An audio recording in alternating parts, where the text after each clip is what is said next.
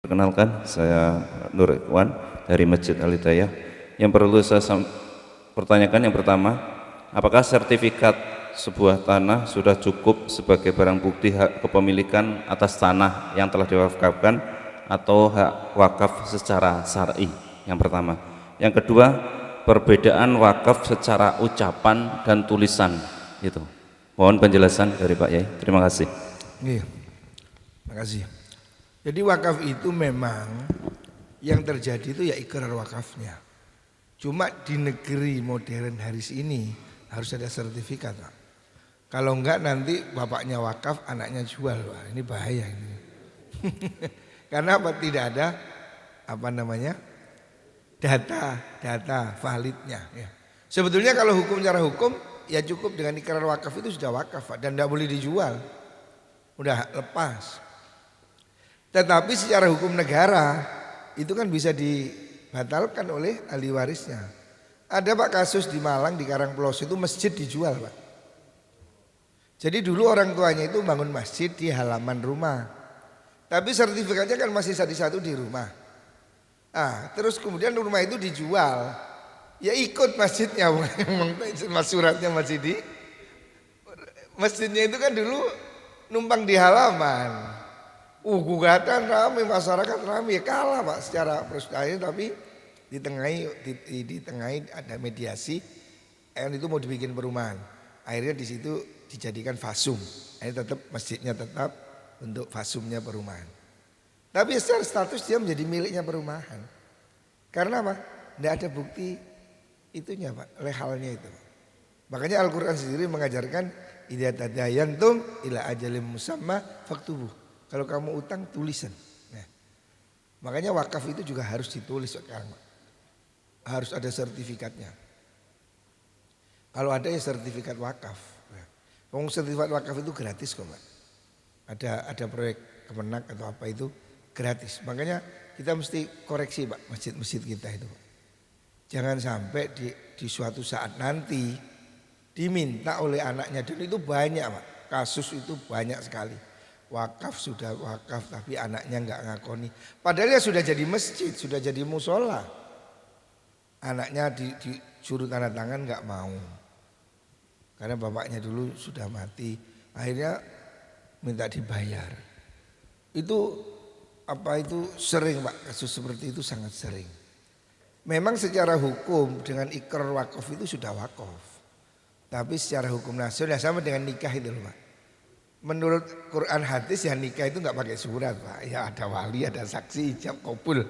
Tapi kan tapi sekarang Bapak kalau nikah kayak gitu bisa ditangkap, Pak. Itu namanya nikah siri atau apa. Itu sekarang orang nikah lagi, Pak, tanpa izin istri dihukum 6 bulan, Pak. Hati-hati. Jadi sekarang sudah ada undang-undang anti poligami, Pak. Ini diam-diam sudah berlaku. Dulu berapa tahun lalu masih hearing di DPR, saya pernah ditanya itu. Gus, ini ada undang-undang mau masuk DPR, apa itu?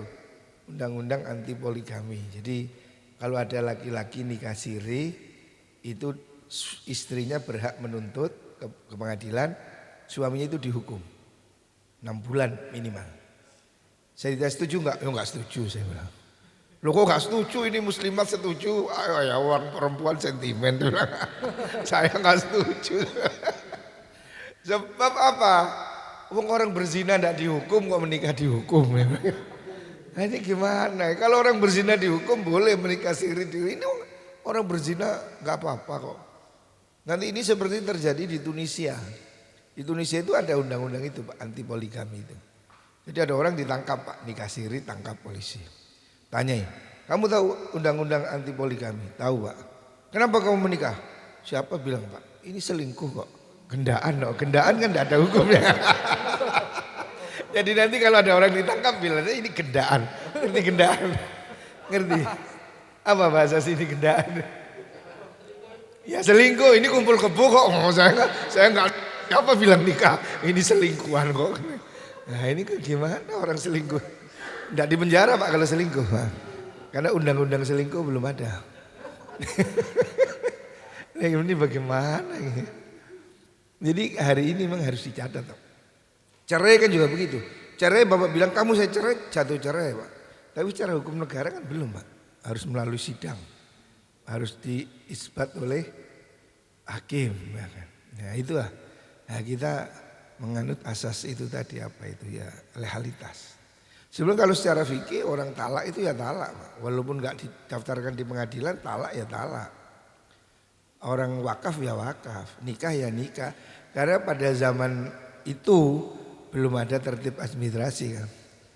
Jadi enak pak zaman dulu itu nikah di mana-mana bebas. Sana nikah, sana nikah. Makanya sampai ada kasus fikih kalau dia laut tazawwajat majhulatan nasab. Kalau ada orang yang dinikahi tidak jelas nasab. Fastalhaqoha abuha. Ternyata bapaknya tahu itu anaknya dia. Oh, bagaimana pernikahannya? Kalau hari ini kan seperti mosok saudara nggak kenal. Iya kalau hari ini nggak mungkin. Kalau zaman dulu mungkin pak. Bapak orang itu pergi di Bontang menikah, besok pindah Samarinda menikah lagi, besok tinggal di Balikpapan nikah lagi. Ya maka bisa jadi orang itu ketemu saudaranya tapi tidak tahu. Makanya ada dalam istilah fikih itu istilhaq. Jadi kalau ada orang sudah jadi istrinya, oh tiba-tiba dia mengatakan, loh itu adikmu, bagaimana hukum nikahnya?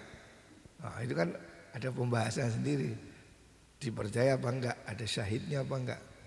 Jadi zaman dulu seperti itu, nikah enggak pakai surat, nikah gampang, makanya pelacuran sulit. Sekarang nikah sulit ya pelacuran gampang. Kalau yang halal sulit, yang haram mudah. Ya ada yang lain?